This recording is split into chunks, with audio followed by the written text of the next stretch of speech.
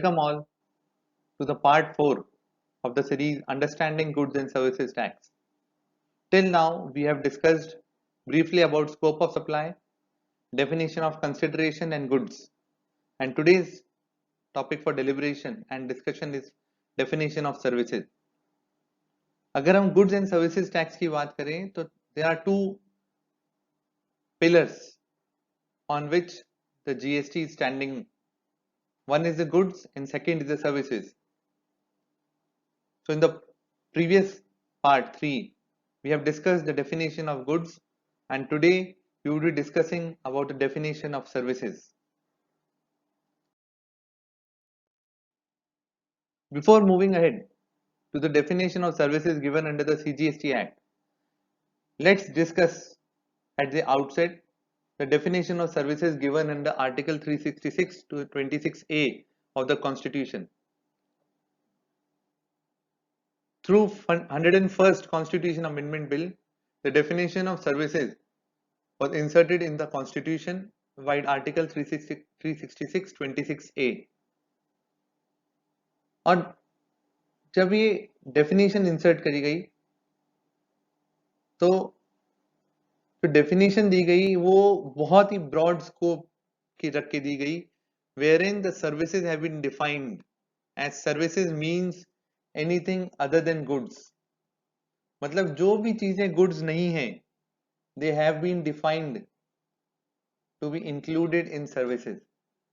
तो अब बात ये आई कि क्यों सर्विसेज की डेफिनेशन इतनी वाइड रखी गई. अगर हम इसकी लेजिस्लेटिव हिस्ट्री में जाएं तो जो सेलेक्ट कमेटी की रिपोर्ट है, जो सेलेक्ट कमेटी की रिपोर्ट जो 102nd कॉन्स्टिट्यूशन अमेंडमेंट बिल के लिए दी गई थी, उसके जब हम रिपोर्ट को देखते हैं तो फिर हमको इसका बेसिक रीजन समझ में आता है कि क्यों लॉ मेकर्स और लेजिस्लेचर ने कॉन्स्टिट्यूशन में सर्विसेज की डेफिनेशन को इतना वाइड रखा है.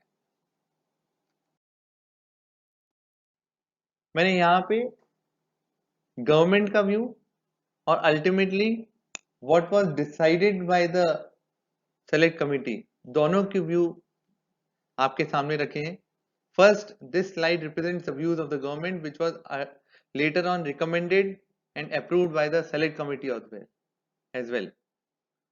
तो जो गवर्नमेंट का व्यू था, तो जब उन्होंने अपना व्यू रखा कि सर्विसेज की डेफिनेशन इतनी वाइड क्यों रखनी है, तब उन्होंने बोला कि the term services has been so defined in order to give it wide amplitude so that all supplies that are not goods can potentially be covered within the ambit of services and no activity remains outside the taxable net. This would also minimize disputes.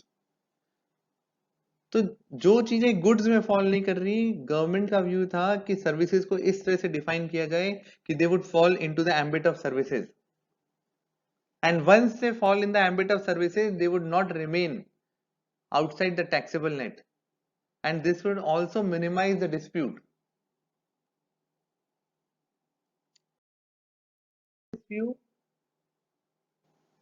was endorsed by the select committee as well, and what the report says, endorsing the view of the department, the committee feels that services has been so defined in order to give it wide amplitude so that all supplies that are not goods can potentially be covered within the ambit of services and no activity remains outside the taxable net.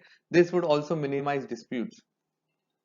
तो वो जो same चीज जो government ने अपने view में बोली थी, वो सेम चीज सेलेक्ट कमिटी ने अपनी रिपोर्ट देते हुए मानी और उसको एंडोर्स किया. तो आज की तारीख में अगर हम कॉन्स्टिट्यूशन की बात करते हैं तो goods have been defined and whatever thing which does not falls under the ambit of goods is falling under the ambit of services. This has been the view of the lawmakers while enacting the 101st Constitution Amendment Bill and bringing the GST law. ये मैंने इसलिए discuss किया कि हम जब आगे जाके immoral property को डिस्कशन करेंगे तब ये जो व्यू है जो सेलेक्ट कमेटी ने एंडोर्स किया था और बाद में कॉन्स्टिट्यूशन में भी लिया गया और इसका इम्प्रिंट हमको सीजीएसटी एक्ट में भी दिखता है, तो ये व्यू इसलिए यहाँ पे डिस्कशन किया गया. तो कॉन्स्टिट्यूशन की बात करें तो very clear, goods have been defined under article 366(12) and services have been so defined that whatever is not falling under the goods is falling under the ambit of services. Now coming on to the definition of services given under the CGST Act, section 2 clause 102 of CGST Act defines services. अगर हम services की definition देखें तो इसके चार parts हैं. First is anything other than the goods. This is the same part which has been given or covered under the constitution wide article 366 26A, that is anything other than goods. इसके बाद आते हैं second part पे which says कि services means anything other than goods, money and securities. So by this part money and securities have also been taken out of the ambit of services. तो जैसा हमने goods की definition में देखा था जहां पे गुड्स से भी उन्होंने गुड्स को इस तरह से डिफाइन किया है कि goods means movable, goods means all kinds of movable property other than money and securities. तो यहाँ पे भी सर्विसेज की डेफिनेशन में से मनी और सिक्योरिटीज को बाहर रखा गया.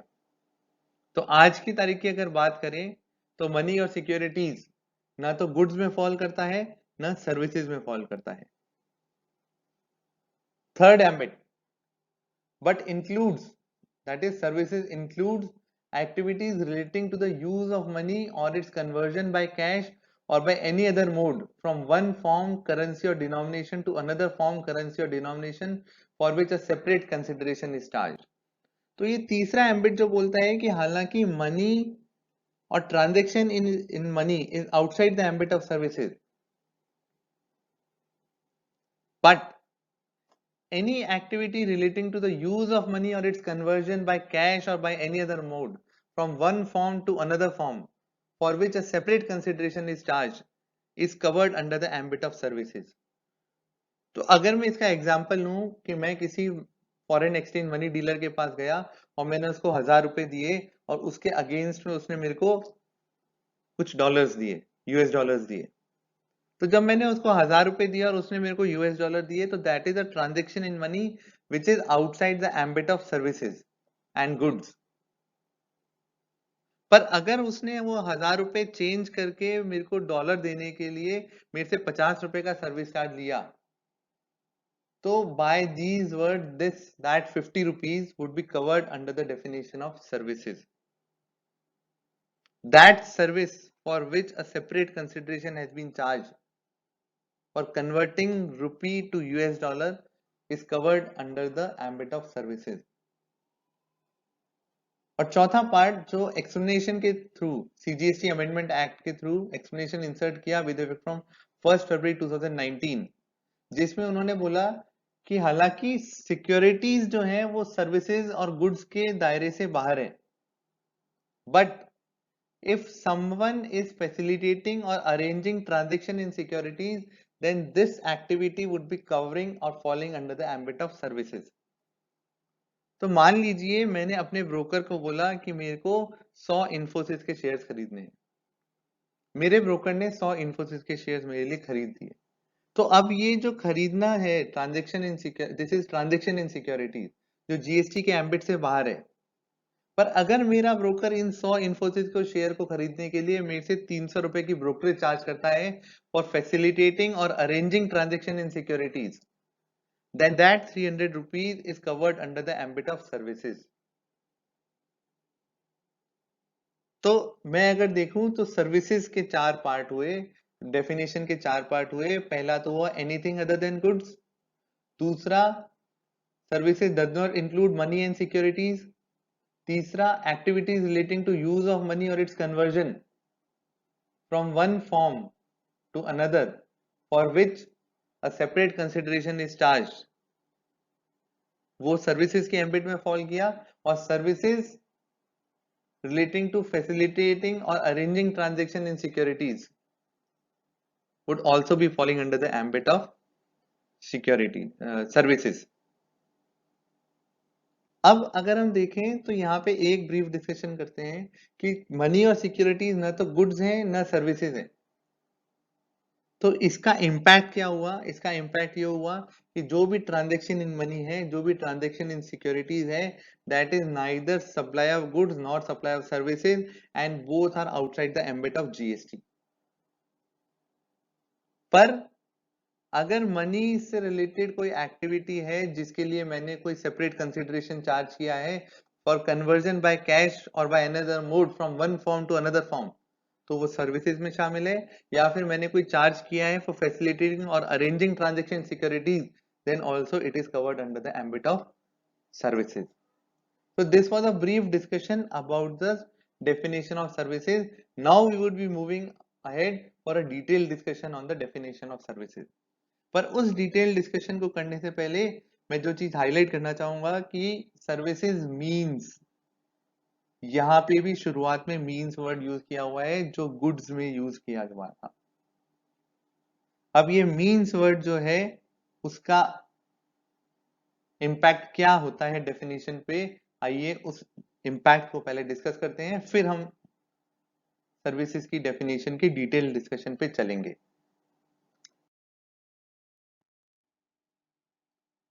The definition uses the word means, therefore it is an exhaustive definition, thereby meaning that whatever is falling under this definition would only be classifiable as services.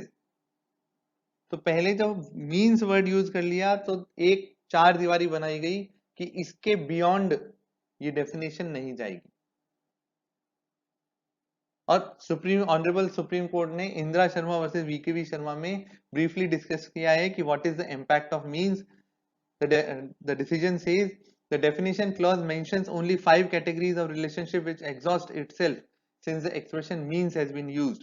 When a definition clause is defined to mean such and such, the definition is prima facie restrictive and exhaustive. Services की definition भी क्योंकि चालू वो means से होती है, फिर उसके बाद वो इंक्लूड्स वर्ड लेती है, तो जहां पे मीन्स के साथ में इंक्लूड आता है that gives a exhaustive meaning to definition. मतलब वो जो बाउंड्री सेट कर रही है डेफिनेशन उसके बियॉन्ड सर्विसेज नहीं हो सकती। पर लॉ मेकर्स ने एक बाउंड्री सेट करी, पर वो बाउंड्री भी इतनी बड़ी बनाई है जिसमें उन्होंने बोला है कि services means anything other than goods money and securities. तो हालांकि एक चार दीवारी बनाई गई है पर वो चार दीवारी बहुत ब्रॉड है, जहां पे उसको एक बैलेंसिंग फिगर की तरह बनाया गया है कि पहले तो आप गुड्स देख लीजिए, अगर वो गुड्स नहीं आते हैं तो उसको आप सर्विसेज मान लीजिए। तो कहने को एग्जॉस्टिव डेफिनेशन है, पर अगर हम प्रैक्टिकली इसको देखते हैं तो it's a very very vast definition. और ये वास्ट डेफिनेशन का जो इंटेंट है that has been discussed by through the select committee report on the 122nd constitutional amendment bill.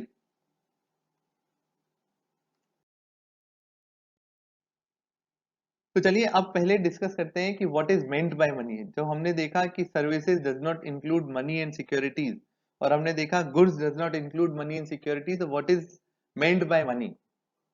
तो अगर हम देखते हैं तो सेक्शन 2 क्लॉज 65 जो है वो सीजीएसटी एक्ट में मनी को डिफाइन करता है, which says money means Indian legal tender, any foreign currency, check, promissory note, bills of exchange, letter of credit, draft, pay order, traveler check, money order, postal or electronic remittance or any other instrument recognized by the Reserve Bank of India when used as a consideration to settle an obligation or exchange with Indian legal tender of another denomination। और इसके साथ में एक extra limb है which says कि वो money उस currency को इंक्लूड नहीं करता जिस करेंसी की न्यूमरिस्टिक वैल्यू होती है। तो ये सब हमारे normal day to day parlance में हमको ध्यान है कि what money means. Indian legal tender, cheque, promissory note, bill of exchange, LC, draft pay order, traveller cheque, money order. और यहाँ पे जो any other instrument recognised by RBI, postal और इलेक्ट्रॉनिक रेमिटेंस है when used as a consideration to settle an obligation। तो इसमें हम जो आज के रीसेंट डेवलपमेंट्स हैं, पेटीएम यूज करके हम किसी को पेमेंट करते हैं, तो इट इज अ इंस्ट्रूमेंट और method recognised by RBI to settle an obligation. तो अगर मैं किसी को पेटीएम से ट्रांसफर करता हूं तो it is not a service, it is a transaction in money since it has been recognised by RBI. पर अगर पेटीएम उस मनी को ट्रांसफर करने के लिए मेरे से कोई चार्जेस लेता है तो then it falls under the ambit of services.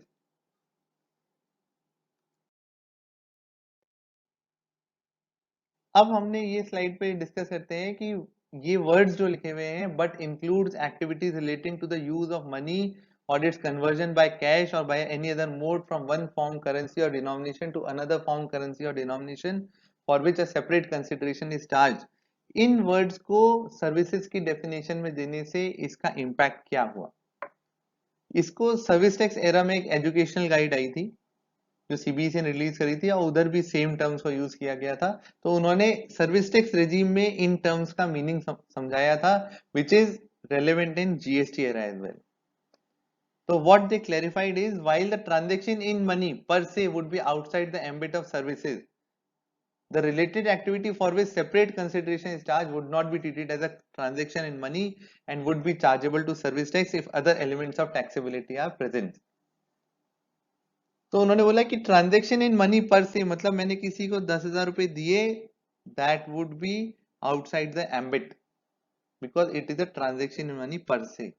पर उस 10,000 रुपए देने के लिए अगर मैं उससे कुछ पैसे चार्ज करता हूं तो then it would be following under the ambit of services. Example जो दिया, for example a foreign exchange dealer while exchanging one currency to another also charges commission. The activity of exchange of currency per se would be a transaction only in money. The related activity for providing the service of conversion of forex documentation other services for which a commission is charged separately or built in the margin would be very much a service. तो यहाँ पे बहुत clear हो जाता है कि पैसे का लेन देन जो है that is transaction in money and outside the ambit of GST. पर उसके लिए अगर कोई पैसा चार्ज किया जाता है then it falls under the ambit of services. अगर ये मनी को यहां से बाहर नहीं करा जाता तो अगर मैंने किसी को 10 लाख रुपए दिए तो वो 10 लाख रुपए सर्विसेज के एम्बिट में आकर के मेरे एग्रीगेट टर्नओवर का पार्ट बन जाते। और that's why it was required that the transaction in money per se should be taken out of the purview of GST by excluding it from the definition of goods and services both.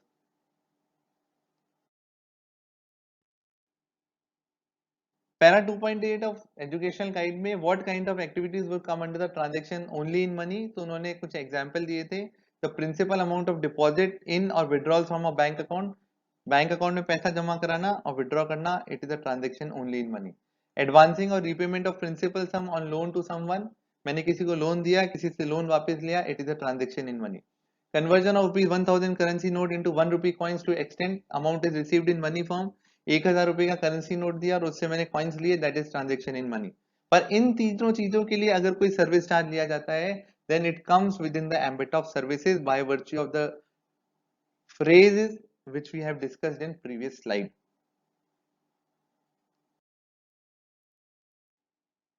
Another question which was given in the education guide, would the making of draft or pay order by a bank be a transaction only in money? तब यहाँ पे देखिए जब मैं किसी को bank में जाता हूँ और ड्राफ्ट के लिए बोलता हूँ कि मेरे को 1,000 रुपए का ड्राफ्ट बनाना है और मैं उनको कैश देता हूँ, उसके बदले में मेरे को ड्राफ्ट बना के दे देते हैं, तो that is transaction in money. पर उस ड्राफ्ट को बनाने के लिए जो मेरे से वो सर्विस चार्ज लेंगे that would be covered under the ambit of services. So that is what was clarified through this example in educational guide, which is relevant in GST era as well. With this, we have completed the definition of money and its impact on the definition of services and goods and overall impact on Goods and Services Tax Act. Now coming to the definition of securities. As services does not include securities and goods does not include securities, so what is the definition of securities?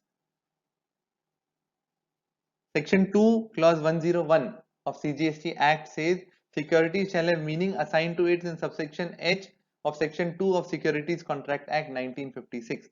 मतलब act में definition तो दी है securities की, but उसका definition देते हुए बोल दिया कि रेफरेंस कहां से लीजिए आप, एससीआरए एक्ट 1956 के सेक्शन 2 सबसेक्शन एच से लीजिए। तो अब हमको सिक्योरिटीज की डेफिनेशन के लिए जनरल क्लॉज एक्ट या कॉमन पार्लेंस को देखने की जरूरत नहीं है. We have to directly refer the subsection H of section 2 of HCRA. What it says? It says that security includes shares, scrips, stock, bond, debentures, debenture stock, other marketable securities. ये सब हम day to day activity में देखते हैं. Derivatives, units or any other instrument issued by a collective investment scheme to the investor in such scheme. Security receipt as defined in clause ZG of section 2 of security and construction of financial assets and enforcement of security interest act, Sarfasi Act. Units or any other instrument issued to the investor under any mutual fund scheme. Mutual fund में आपने पैसा लगाया, आपको units दी गई हैं, that are securities. Government securities, such other instrument as may be declared by the central government to be securities and rights or interest in securities. ये उन्होंने definition दी security की, जहां पे उन्होंने ये चीजें इंक्लूड करी. अब अगर मैं इन चीजों में डीलिंग करता हूं, then it would be transaction in securities. Supposedly जो मैंने एग्जांपल दिया था कि मान लीजिए शेयर्स, मैंने 10 लाख रुपए के शेयर्स खरीदे. अब this is a transaction in securities, but since securities have been taken out of the ambit of goods and services, तो वो जो 10 लाख रुपए के शेयर्स मैंने खरीदे, it would not be treated as supply of goods nor as supply of service. पर उस 10 लाख रुपए के शेयर्स खरीदने के लिए अगर किसी ने मेरे से 1000 रुपए का ब्रोकरेज चार्ज करी है, तो वो 1000 रुपए that would be falling under the ambit of services.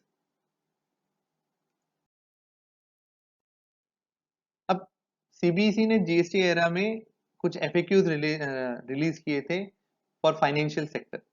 तो मैंने वहां से 3 एफएक्यूज लिए हैं which have discussed about the definition of securities and the treatment of derivative, future contract and forward contract in GST regime, whether they would be falling under the definition of security on services or not. तो अगर मैं देखता हूं, तो question है whether a derivative is included within the term meaning of securities and whether derivatives are liable to GST. तो section 2101 of CGST act हमने देखा था कि सिक्योरिटीज को दिखाता है एससीआरए ऑफ सेक्शन 2 ऑफ एससीआरए. और जब हम सेक्शन 2 ऑफ एससीआरए देखते हैं, तो वहां पे डेरिवेटिव्स को सिक्योरिटी माना गया है. और डेरिवेटिव को सेक्शन 2 क्लॉज एसी में डेरिवेटिव को डिफाइन किया है, a security derived from a debt instrument, share, loan, whether secured और अनसिक्योर्ड, रिस्क इंस्ट्रूमेंट और कॉन्ट्रैक्ट फॉर डिफरेंस और any other form of security. उसके साथ में a contract which derives its values from the prices और index of prices और underlying securities. तो अगर मैं इस डेफिनेशन को देखता हूं, तो कौन सा प्रोमिनेंट एग्जांपल मेरे ध्यान में आता है कि which falls under the definition of securities? Futures and options. Because futures and options derive their value from the prices or index of prices of the underlying securities of shares. तो जो F&O का transaction है, since it falls under the definition of derivative, therefore it is outside the ambit of services, as derivatives are securities and securities are not services, nor securities are goods.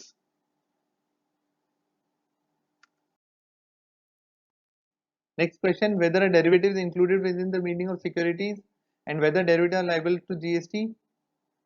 The definition of derivatives in SCR is an inclusive definition, as derivatives fall in the definition of securities, they are not liable to GST. However, if some service charge or service fees is charged, then such consideration would be chargeable to GST since it falls under the provision of service.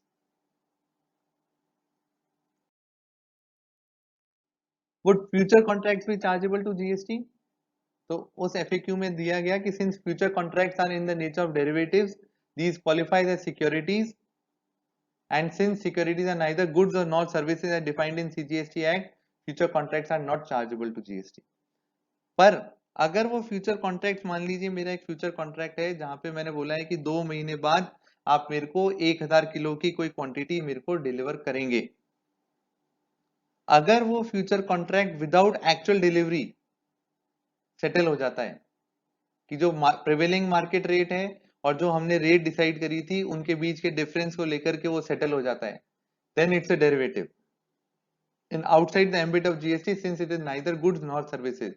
पर जहां पे 2 महीने बाद मैं उस future contract में जो 2000 kilo की जो क्वांटिटी है उसकी अगर डिलीवरी लेकर के उसको सेटल करता हूं कॉन्ट्रैक्ट को, तो जब मैं एक्चुअल डिलीवरी लूंगा तो फिर वो फ्यूचर कॉन्ट्रैक्ट जो है वो डेरिवेटिव की डेफिनेशन में नहीं आएगा and it would be liable to GST as normal supply of goods. वही चीज इस एफएक्यू में क्लियर करी गई थी कि but where the future contracts have a delivery option and the settlement of contract takes place by way of actual delivery of underlying commodity or currency, then such forward contract would be treated as normal supply of goods and liable to GST। तो हमको जब भी हम future contracts की taxability की बात करेंगे तो हमको देखना पड़ेगा कि उनका अल्टीमेट सेटलमेंट अगर नेट सेटलमेंट की तरह हुआ है विदाउट एक्चुअल डिलीवरी तो वो डेरिवेटिव्स होने के कारण जीएसटी में सर्विस ऑफ गुड्स की डेफिनेशन से बाहर हो जाएंगे।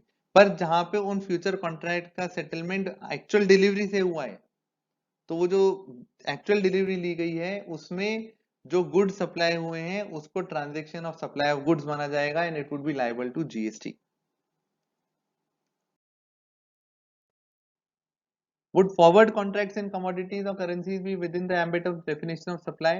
यहाँ पे भी सेम कंसेप्ट लगेगा कि अगर उन फॉरवर्ड कॉन्ट्रैक्ट का settlement without taking actual delivery हुआ है, मतलब नेट प्लस माइनस करके हुआ है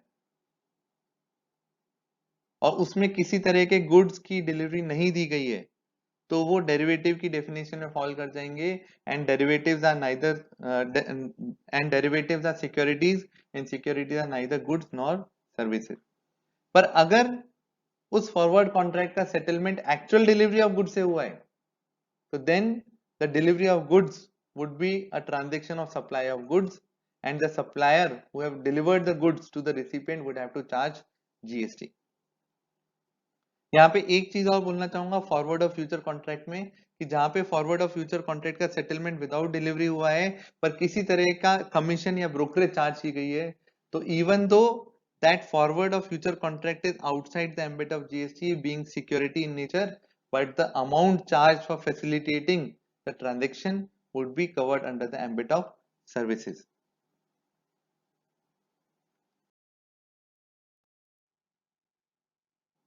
ये जो हमने डिस्कशन किया उसी का written presentation है and since it has been covered in the discussion part so I would not be discussing it further। और इसके साथ अब हम सिक्योरिटीज वाला जो पार्ट है उसको क्लोज करते हैं कि सिक्योरिटीज मतलब as has been defined in section 2 of SCRA और जो भी चीजें सिक्योरिटी हैं अगर उनका मैं ट्रांजेक्शन करता हूं तो it's a transaction in security and outside the ambit of GST. पर उसके फैसिलिटेटिंग या अरेंजिंग के लिए कोई भी अगर ब्रोकरेज या कमीशन लिया गया है then it would be falling under the ambit of services. अब हम आते हैं एक बहुत जरूरी क्वेश्चन पे कि whether immovable property are covered under services. देखिए गुड्स में एक डिफाइन किया कि goods means all kind of movable property, मतलब इमूवेबल प्रॉपर्टी को गुड्स से बाहर कर दिया। और सर्विसेज को डिफाइन ऐसा किया कि एनीथिंग अदर देन गुड्स। तो एनीथिंग अदर देन गुड्स मतलब anything other then movable property that is immovable property also false under the ambit of services. That is the view of law makers. तो जो हमने 122nd constitutional amendment bill pay select committee की report का reference दिया था इस presentation की शुरुआत में, वो व्यू वहां से भी आ रहा था और जैसे जैसे अब हम जीएसटी काउंसिल की मीटिंग के मिनट्स का रेफरेंस देखेंगे तो वहां से वो व्यू और फर्म बेस लेता हुआ चलेगा। और इसीलिए देखेंगे कि लॉ मेकर्स ने बहुत सोच समझ के कि भाई transaction in immovable properties false under the ambit of services and since it falls under the ambit of services and we do not want to tax sale of immovable property that is land or completed building, therefore once these have been included in services and then they have temporarily been taken out of the ambit of GST by putting it under putting it through an entry under schedule 3 which specifies which activities and transactions which would neither be treated as supply of goods or services। तो पहले तो anything other than goods को करते हुए उसको services में शामिल किया, और अभी क्योंकि उस पर टैक्स नहीं लगाना है इसलिए उसको शेड्यूल 3 में एंट्री डालते हुए उसको अभी नाइदर सप्लाई ऑफ गुड्स माना है नॉर सप्लाई ऑफ सर्विसेज माना है। और ये किस तरह से किया है? Let's travel the journey right from the scratch till date how immovable property transaction in immovable property, that is sale of land or sale of completed building, has taken shape in GST। तो यहाँ पे मैंने agenda 2A दिया है 5th GST council meeting का। This gives the background कि किस तरह से जीएसटी में शुरुआत में लैंड एंड बिल्डिंग के हर ट्रांजैक्शन को जीएसटी के एम्बिट में लाने की कोशिश की गई थी, पर वो हालांकि पॉसिबल हुआ नहीं। पर ये जो एजेंडा है हमको बहुत सारी चीजें क्लैरिफाई करेगा कि how the law makers have thought and what would be the way forward in the coming future regarding the taxability of sale of immovable property in GST. तो ये पैरा 2.2 ऑफ एजेंडा जो बोलता है, it says goods have been defined under the constitution to include all materials commodities and articles. जो हमको ध्यान है कि आर्टिकल 366(12) ऑफ कॉन्स्टिट्यूशन गुड्स को इस तरह से डिफाइन करता है। Likewise services have been defined under the constitution as anything other than the goods. मतलब जो चीजें गुड्स में फॉल नहीं करेंगी they would be falling under the services. Therefore, goods and services tax has been defined in the constitution to mean any tax on supply of goods or services or both, except taxes on supply of the alcoholic liquor for human consumption। तो अगर हम section 9 और CGST act देखेंगे तो वो भी यही चीज बोलता है कि CGST Act is a tax levy of tax on all intrastate supply of goods or services of both except the supply of alcoholic liquor for human consumption। So far so good। This is the background with which this agenda started।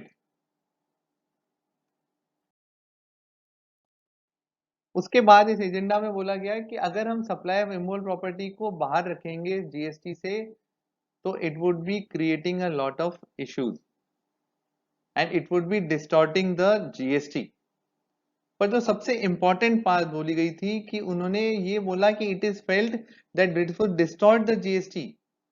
यहां तक तो हमको पता है, particularly when there is no constitutional or legal impediment to levy GST on supply of land and buildings to GST due to following reasons। मतलब उन्होंने बोला कि हम जीएसटी अगर लैंड और बिल्डिंग को जीएसटी के दायरे में नहीं लाते हैं तो it would distort the GST. और वो भी कब? जब हमारे पे कोई भी कॉन्स्टिट्यूशनल हिंड्रेंस या इम्पेडिमेंट नहीं है कि इन पे टैक्स नहीं लगाया जा सकता जीएसटी में। तो इसका मतलब है कि कल को जब भी लेजिस्लेचर ये सोचेगा कि हमको जीएसटी लगाना है सेल ऑफ लैंड या सेल ऑफ कंप्लीटेड बिल्डिंग पे, तो उनको अब कॉन्स्टिट्यूशन को अमेंड करने की जरूरत नहीं है कि उनके according the constitution is self sufficient in itself which and it give empowers the legislature to levy tax under GST on the land and building। और रीजन क्या दिए? उन्होंने बोला कि भाई स्टैम्प ड्यूटी जो है जो आर्टिकल 268 में लगती है और सेंटर और स्टेट उस रेलेवेंट एंट्री 91 और 63 में लेते हैं, तो ये बोलना कि क्योंकि लैंड एंड बिल्डिंग पे स्टैम्प ड्यूटी लग रही है इसलिए जीएसटी नहीं लग सकता, तो उन्होंने बोला कि ये गलत है क्योंकि stamp duty is levied on documents while GST would be levied on the supply of land and building. तो उन्होंने बोला कि जो एस्पेक्ट थ्योरी जो सुप्रीम कोर्ट ने बोली है उससे भी देखते हैं तो stamp duty is a levy on the documents whereas GST is a levy on the supply of land or building। So there would not be a double taxation of same transaction of the same aspect।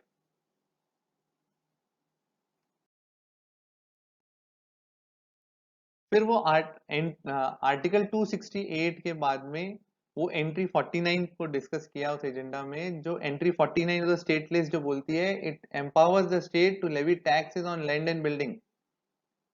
इसके बारे में वो agenda इस तरह से बोलता है कि while the stock of land and building is subjected to tax by the states on the aspect of possessing land and building, the supply aspect can be subjected to GST। मतलब entry 49 जो है it is empowering the state to levy tax on the aspect of possessing land and building, and while we are in GST we are levying tax on the aspect of supply of land and building. So therefore both these aspects are completely different, and therefore even if tax is levied on GST is levied on supply of land and building, still it would not be interfering with the powers under Article 268 or powers of the state under entry 49 of the state list. तो इस background को रखते हुए आगे ये suggest किया बोला गया कि without levying GST on supply of land and building it would be very difficult to complete the ITC chain, and non-inclusion of land and building in GST would result in cascading effect of taxes. Further, land and building are not on the same footing as alcoholic liquor for human consumption, as the latter is constitutionally outside the definition of goods and services tax. मतलब यहाँ पे भी वापस emphasise वही किया गया कि alcoholic liquor for human consumption is outside the ambit of goods definition of goods and services tax, but land and building are not outside the ambit of goods and services tax. And in their view, the services part, which is other than the goods, is covering the aspect of land and building, and by treating it as part of services, they can levy GST on supply of land and building.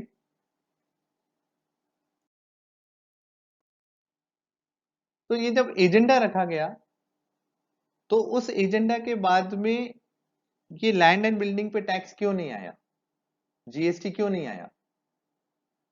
ये sale of land and building पे GST इसलिए नहीं आया क्योंकि GST council ने अपनी 7th meeting में ये कंक्लूड किया कि इन view of the discussion above for agenda item 2A, the council decided not to introduce GST on the land and building at this stage and agreed that this issue could be revisited after a year or so the implementation of GST. तो council ने ये नहीं माना कि हम लगा नहीं सकते लैंड एंड बिल्डिंग पे जीएसटी, उन्होंने ये बोला कि अभी हम नहीं लगा रहे हैं, we would be revisiting it after a year और so after the implementation of GST. So going forward in the future, there might be a case wherein sale of land and building would be leviable to GST, that is completed building, wherein no amount has been taken as booking advance, would be leviable to GST.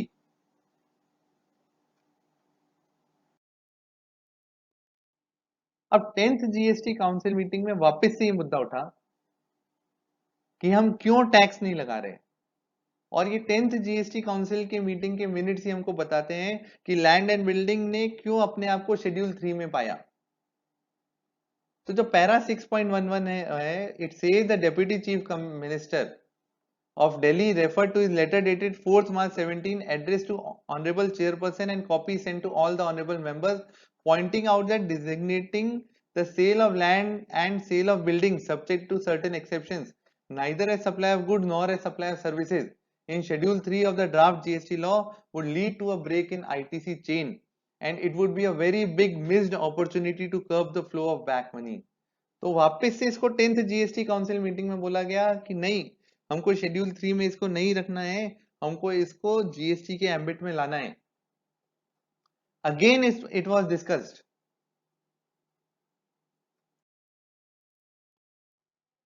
But then again there were few takers to this concept. The secretary observed that as per the decision 7th meeting of the council, the issue was to be reconsidered after 1 year of the implementation of GST. And if there was an agreement at that time to bring sale of land and building under GST, it would require amendment to Schedule 3 only. तो उन्होंने बोला कि ठीक है, आप एक काम करिए कि शेड्यूल 3 में अमेंडमेंट करना है तो शेड्यूल 3 से हटा करके एक एग्जेम्पशन नोटिफिकेशन ले आइए, ताकि हमको एक्ट में भी अमेंडमेंट करने की जरूरत नहीं पड़ेगी जब हमको इस पे टैक्स लगाना होगा. तो उन्होंने बोला कि ये therefore suggested that presently sale of land and building could be exempted through a notification instead of incorporating it in the law, कि rather than schedule 3 में आप इस ट्रांजेक्शन को neither supply of goods or nor supply of services माने, इसको better है कि आप इसको एग्जेम्पशन नोटिफिकेशन के थ्रू ला करके एग्जेम्प्ट कर दीजिए. तो जब ये प्रपोजल आया तो सीसीटी कर्नाटका ने बोला कि अगर आप इसको एग्जेम्पशन नोटिफिकेशन के लिए लाएंगे तो एक्ट में बहुत सारे अमेंडमेंट करने पड़ेंगे, जैसे सेक्शन 16 में which deals with the eligibility and condition for taking ITC. तो इन्होंने बोला कि आप इसको नोटिफिकेशन के थ्रू मत लाइए, देयरफॉर एंट्री जो है हमारी शेड्यूल 3 में उसको एज इट इज रहने दीजिए, जब भी हमको लाना होगा we would amend schedule 3 and then bring it into the taxable net.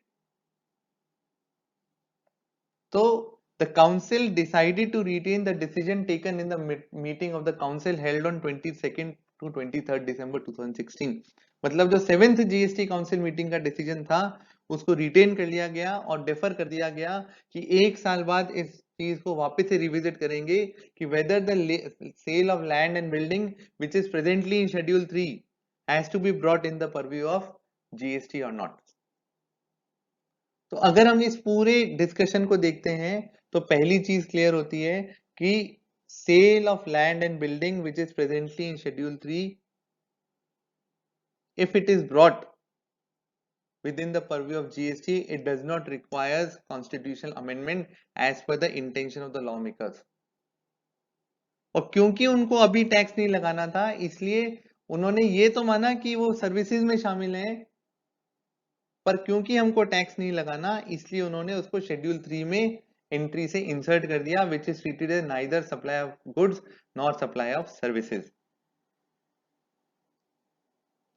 तो अब अगर देखेंगे तो सर्विसेज की डेफिनेशन का एम्बिट कितना वाइड है, it means anything other than goods,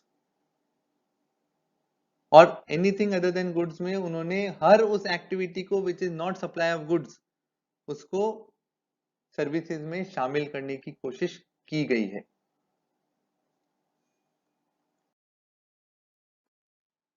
तो इसमें हमने देखा कि किस तरीके से सर्विसेज की डेफिनेशन को बहुत वाइड एम्बिट दिया गया है।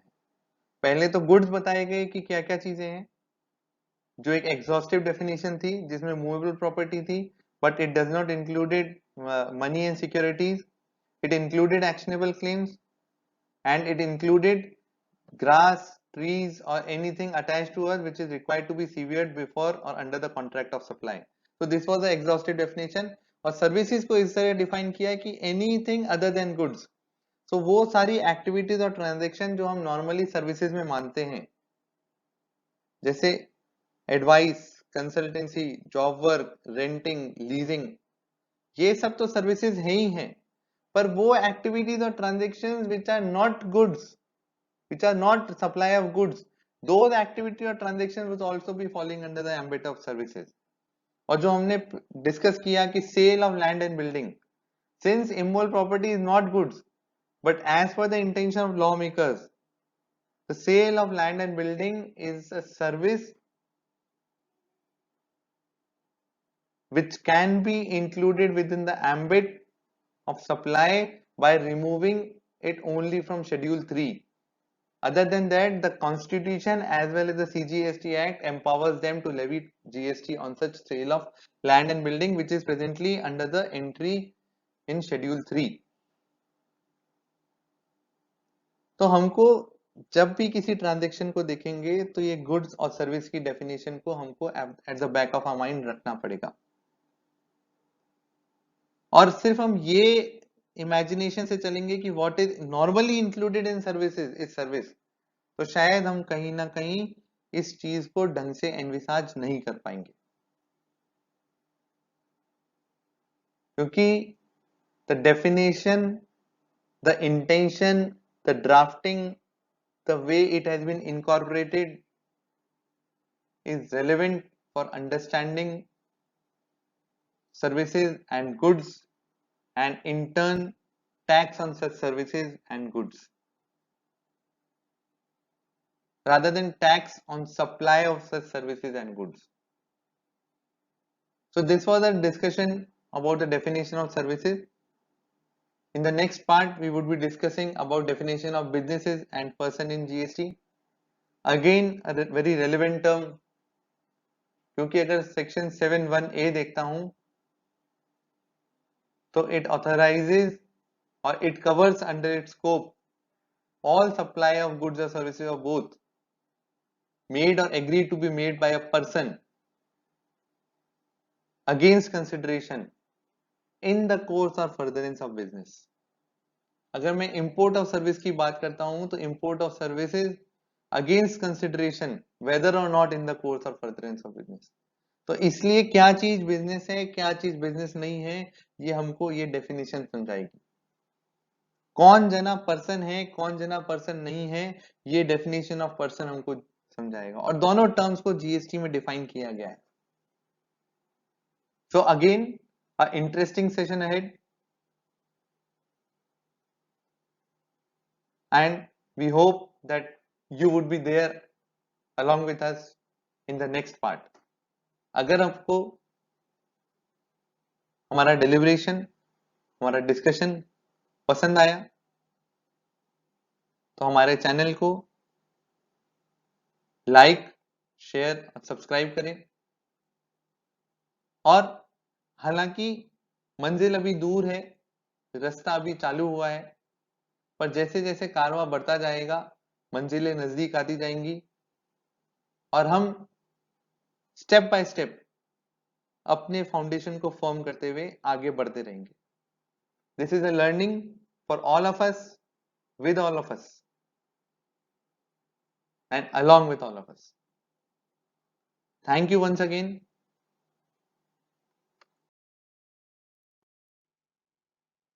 for being with us in this journey of understanding goods and services tax. Thank you.